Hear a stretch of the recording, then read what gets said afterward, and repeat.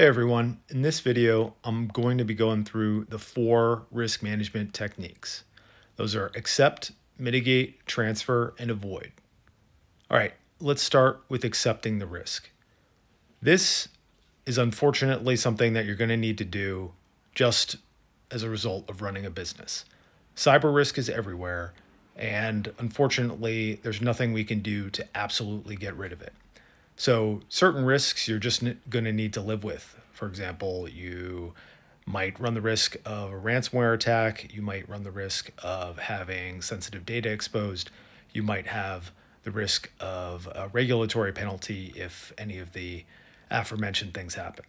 Now, that doesn't mean you should accept risk in a willy nilly or a uncalculated way, but you need to understand that sometimes you are going to need to accept risks just as a result of running your business. Next up is risk mitigation. So, mitigating the risk is where a lot of security professionals focus a lot of their attention and energy, and that makes sense. Mitigating the risk can include things like deploying endpoint detection and response tools. It can include applying patches to resolve vulnerabilities. It can include adding more alerting or logging tools to help identify threats in your network. And the thing with risk mitigation to remember is that you should only apply a mitigation if it resolves more risk than it costs in terms of dollars. And that's why quantitative risk management is so important. Because if you don't understand how much risk you're mitigating by applying a control, then it's very difficult to determine if you should apply it in the first place.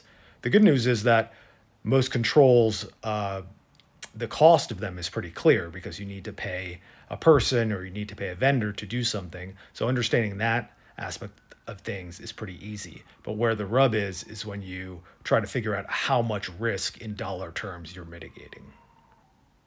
All right, the third technique is risk transfer. So a lot of people go right to cyber insurance when they're thinking about transferring the risk, and that's definitely one option. Some other options include transferring the risk to the end user, which a lot of licenses for software will do, and whether or not that's a good idea or the right thing to do is a different question, and I have some detailed thoughts on that, but it's definitely an option and it's possible. And then finally, another way to go in terms of risk transfer is transferring the risk to the government. So certain legislation will provide indemnification for certain types of cyber incidents or for information sharing under certain circumstances.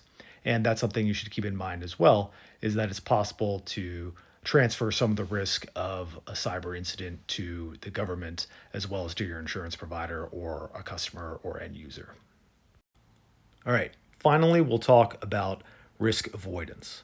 Risk avoidance is probably the cleanest and simplest of the 4 risk management techniques, but unfortunately, it's often the least popular in a business context, at least. That's because risk avoidance usually means pulling a product from the market, terminating a contract, or shutting down a service that your business is offering.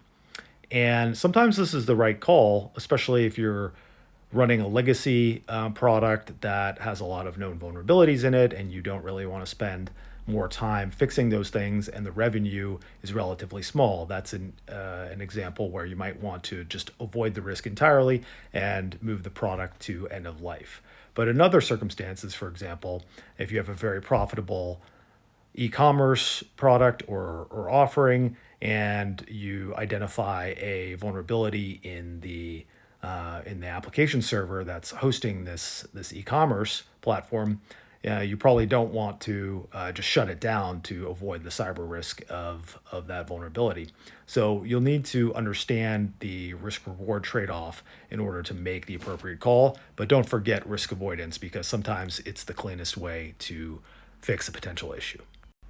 Now, there aren't really any other risk management techniques aside from these 4, and I would warn viewers to be careful about a silent option, which is implicit risk acceptance. It's still risk acceptance, but the problem is you don't clearly identify that you are accepting a risk, and it's usually the result of just doing nothing.